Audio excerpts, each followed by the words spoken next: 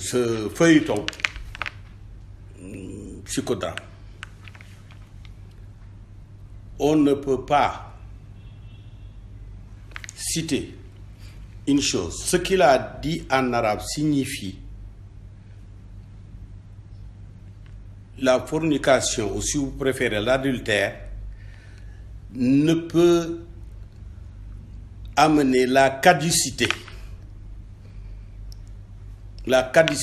de ce qui est licite. Il aurait dû dire aux gens la juste traduction du mot qu'il a lu dans le livre et qui dit autre chose. À partir de ce mot, la caducité n'est pas entraînée, donc il a fait une extrapolation. Intellectuellement, c'est une turpitude. Sans dire maintenant, quand je vais approfondir, que le point de vue de droit musulman qu'il a évoqué est frappé d'obsolescence dès le début, parce que c'était une réflexion et non pas un point de droit musulman. C'était une réflexion de l'imam Malik qui s'est rétracté. Tout point de vue exprimé, lorsqu'il se rétracte, devient obsolète. C'est ça l'obsolescence en matière de droit. Il ne l'a pas dit. Parce que simplement, il ne le sait pas. C'est pourtant dans le livre. Si on dit aux petits oussas de rester là où ils sont et de se taire, c'est pour éviter des choses aussi graves. Il ne sait pas que Malik s'est rétracté. Il ne sait pas que le premier disciple de Malik, lui aussi, lui-même était contre l'idée émise dès le début. Parce qu'il est fréquent de trouver dans le rite malikite que le fameux Ibn al-Qasim s'oppose à son maître, sans pour autant, tout en restant son disciple. Il n'y a pas eu meurtre du maître, mais... Donc il y a eu le point de vue qu'il a exhibé est frappé d'obsolescence.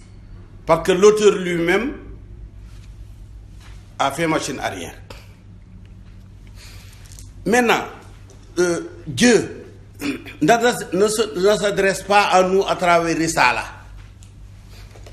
L'auteur de Risala, j'ai étudié dans sa propre maison, bien qu'il soit mon devancier de plusieurs siècles, et j'ai appris dans cette maison, et j'ai même enseigné et été imam dans cette maison à Kairouan en Tunisie, où j'ai fait une bonne partie de mes études. Je parle en toute connaissance de cause. Donc, ce qu'il faut comprendre est que nous avons des personnes qui vivent de ça et qui nous entraînent dans l'erreur. Parce qu'ils ont prononcé un mot en arabe. Ce mot devient magique et ça leur permet de dire toutes les inepties du monde. Ce qui est inadmissible. Donc moi, je viens, n'est-ce pas, expliquer. Vous serez étonnant que pour une question relevant du fiqh, que je sorte mon permis de conduire. Ça, c'est un conduit. Et là, dans l'image, il y a un accident. Si on va dans leur logique, seul le permis permet de conduire une voiture. Ok. Lui n'a pas conduit, n'a pas de permis, mais il a fait un accident. On dit l'accident est nul et non avenu parce qu'il n'a pas de permis. C'est ça qu'ils veulent mettre dans nos têtes. Or, le Coran s'adresse à nos raisons. لَعَلَّهُمْ يَعْقِلُونَ لِقَوْمٍ يَعْقِلُونَ. Ce que dit l'islam, il va vers notre intellect. Que nous puissions comprendre. Personne n'a compris. Par exemple, ici, dans ce cas-là, beaucoup prennent le port d'armes pour un permis de tuer. Il me dit non, il a un papier, c'est le gouvernement qui lui a vendu le fusil. Donc s'il te tue, tu perds. C'est pas vrai. Le permis de conduire n'est pas un permis pour faire un accident. Une fois que nous sommes devant l'accident, que le conducteur ait ou pas un permis ne change rien à l'affaire. S'il y a mort d'homme, il y a mort d'homme. Et maintenant, nous ne sommes plus au niveau de la licitation d'un mariage, mais au niveau du traitement de relations charnelles pouvant entraîner la création d'une nouvelle vie, l'arrivée d'un nouvel individu dans la société. On nous dit non, Dieu considère que c'est du néant. Ah bon, les enfants, pourtant, ceux qui sont légitimes et ceux qui ne sont pas légitimes ont en commun d'avoir été créés par le même Dieu. Or, il voudrait qu'il y ait un enfant qui est créé par Dieu et un enfant qui n'existe même pas, même s'il est là physiquement. Si c'est votre enfant dont vous êtes l'auteur, vous pouvez même faire avec. En réalité, ils essayent d'attaquer le prophète. C'est lui leur cible. Je citerai, en citant le verset, ce sera suffisant. Maintenant,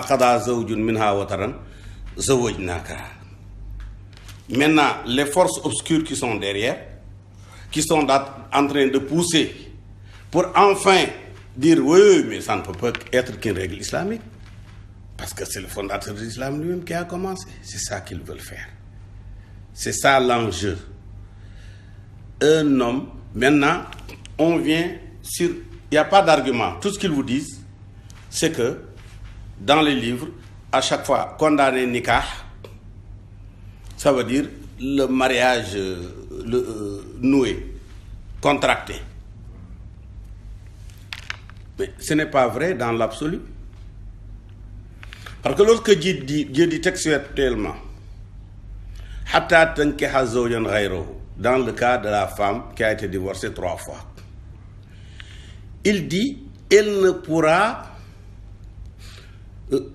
revenir à son ancien mari que c'est la nikah avec son mari. Déjà c'est son mari, parce qu'il dit zawjan. Il est déjà un mari. Mais il dit jusqu'à ce qu'elle est nikahée. Donc, qu'elle est consommée.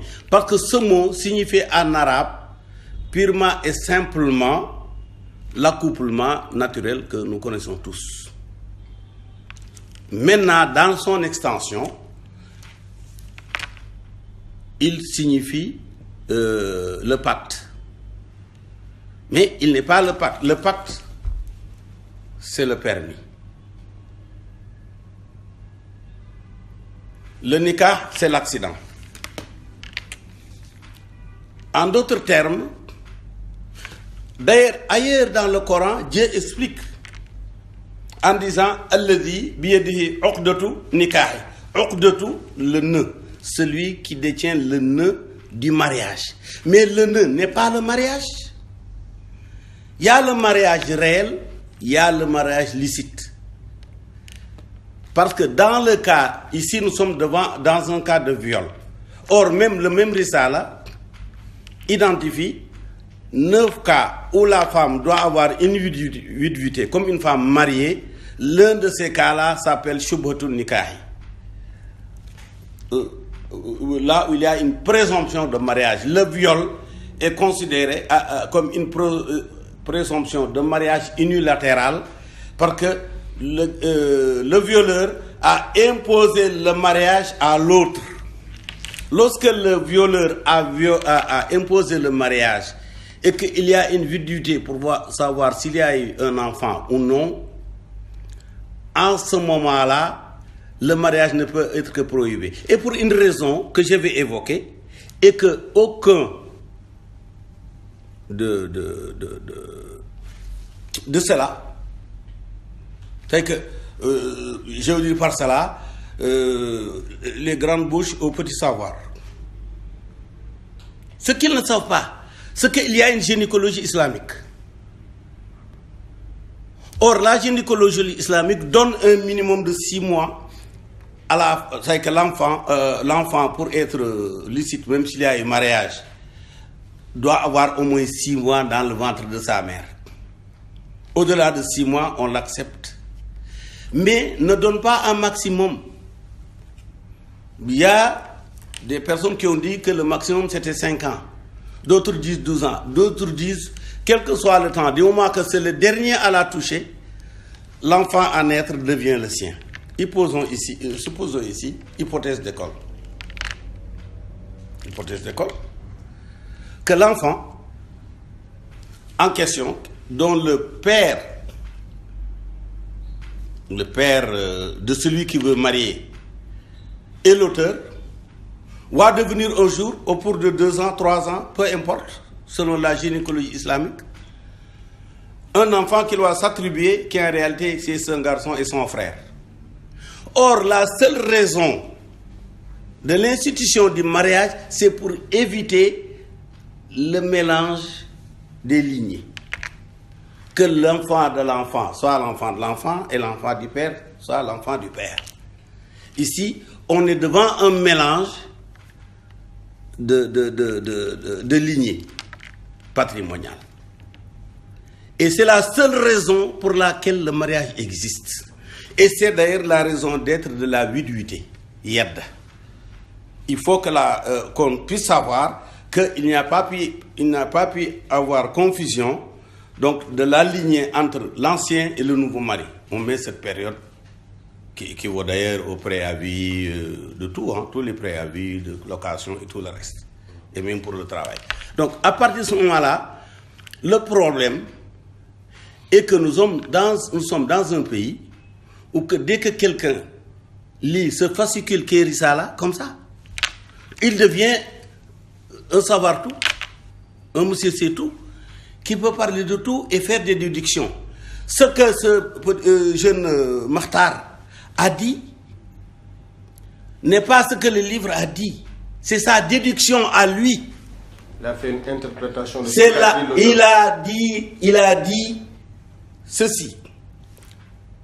La fornication, ou si vous préférez, l'adultère ne rend pas prohibitif, prohibé, ne rend pas prohibé ce qui était déjà licite. Or, dans l'absolu, c'est faux. Parce que la même Risale nous dit que celui qui fait une fornication avec la mère de sa femme, ipso facto, le mariage se casse par l'acte de fornication sur la mère. Alors que c'était licite. Et que c'était licite. Voici maintenant un cas où le zina ne démolit une relation pourtant licite. Si aussi il s'agit de la fille de la femme, alors le fait de forniquer avec elle casse le mariage de sa mère. Donc ce n'est pas dans l'absolu. C'est-à-dire qu'ils entendent parler d'adage et ils se permettent maintenant de tirer des conclusions. Ils n'ont pas le niveau pour le faire. Parce que pour le faire, vous avez besoin de savoir que ce qui est écrit dans le livre que vous connaissez, que vous lisez, ne contredit pas Dieu dans un verset coranique clair. Savoir que ce qu'on en a fait, est-ce que dans la pratique, cette chose a été pratiquée dans la vie? Est-ce qu'elle a été pratiquée sous nos cieux par nos grands érudits? Est-ce qu'elle a été pratiquée par nos prophètes? Est-ce qu'il y a une jurisprudence? C'est cela, mais surtout la pratique de cette jurisprudence, parce qu'une jurisprudence ne peut n'être que théorique. Voilà. Donc, et ensuite, on étudie les conséquences. Si les conséquences de la décision sont destructives, elles s'abrogent d'elles-mêmes, d'où l'obsolescence. Malik a dit que c'était un point de vue, mais il a évolué pour se rétracter. Ça, il faut que les oustas aillent à l'école. Sinon, ils n'ont qu'à venir ici. Chaque vendredi, je donne les leçons aux oustas. Sinon, certains de mes enfants, même mon fils Adignas, c'est le fils de mon frère. C'est moi qui l'ai élevé ici parce que, orphelin qu'il était, son père étant mon grand frère, il est sorti de mon université. Donc, il peut même lui demander à lui. Donc, c'est une manière de dire que la réalité, c'est qu'il y a un monopole d'une partie des Tidjanes qui ont pris pendant très longtemps, favorisés par l'ère coloniale, post-coloniale, ainsi de suite, de la parole religieuse. Quand j'ai voulu introduire mon neveu et fils Adi, À la RTS, on a refusé, on m'a dit non, ici, il faut qu'il soit recommandé par une chapelle tidjane, sinon rien à la radio, rien à la RTS. J'ai dû me battre. Parce qu'on ne donnait pas, et jusqu'à présent, parole aux Niassènes, on mourit aux autres. Et c'est les mêmes qui disent, oui, il a raison. J'ai vu aujourd'hui quelqu'un dire une ineptie sur Sen TV de mon ami Bougan. Il dit que même la femme qui a été épousée sur papier devient illicite pour le fils. C'est pas vrai. C'est pas vrai. Ils n'ont qu'à aller, ils n'ont qu'à, cette même Rissala qui est vraiment un fascicule primaire, ils n'ont qu'à le réétudier. Et surtout, comprendre. Parce qu'ils peuvent étudier sans comprendre. Aujourd'hui, j'ai demandé à quelqu'un qui pourtant est proche de moi et est un enseignant de cette Rissala depuis plus de 15 ans et lui-même l'a appris, apprend depuis très longtemps. J'ai dit, bon, mais ce Rissala-là, parce que dans le Rissala, c'est un fascicule. Il y a maintenant une centaine de commentaires à travers le temps, parce que ça fait des siècles et des siècles. Bon, je lui ai demandé le nom du co-auteur. Parce que Samaroudani, il y a un co-auteur. Co-auteur, c'est le commentateur. Mais il n'était pas capable de me le dire, or c'est écrit sur la couverture du livre. Parce qu'ils ne lisent pas. Et quand ils lisent, ils ne comprennent pas. Et quand ils comprennent mal. On voit Adignas quand il présente les émissions religieuses, il donne beaucoup de il dit que tel commentateur. Absolument, c'est mon fils. Tel on dit ça, tel on dit ça. Pourquoi on remarque chez les autres un certain dogmatisme, une certaine. Non, c'est que moi je voudrais casser le monopole de ceux qui ne savent pas. Ils doivent se taire. J'ai dit, taisez-vous. Taisez-vous, ils n'ont rien à dire aux gens. Sinon, apportez la confusion. Voyez-vous, quand j'ai expliqué que ce qui est importé dans un mariage, donc côté charnel, c'est la retraçabilité de cela. D'ailleurs, le meilleur moyen de retracer, c'est le téléphone, c'est le SMS. Non, ils ont dit non, banaliser quoi, un SMS. Un SMS ne peut pas nouer un mariage. Ah bon? Mais il peut permettre de recevoir 50 millions, d'acheter une maison, de vendre un immeuble, d'acheter un avion, une voiture, tout ce que vous voulez. Alors, c'est quoi le mariage? C'est pas un contrat. C'est pour dire ces contradictions dans lesquelles ils sont. Parce qu'il y a un déficit, il y a un déficit éducationnel. Il y a un déficit criard de savoir. Aucun ici d'eux n'a un diplôme. Aucun. J'ai vu celui-là, il parle à la Sen TV. Il n'a pas un seul diplôme, il n'a même pas le certificat d'études. Alors que nous, on a au moins 4 doctorats. Nous, on va parler avec des analphabètes comme ça. Mais non, c'est inacceptable.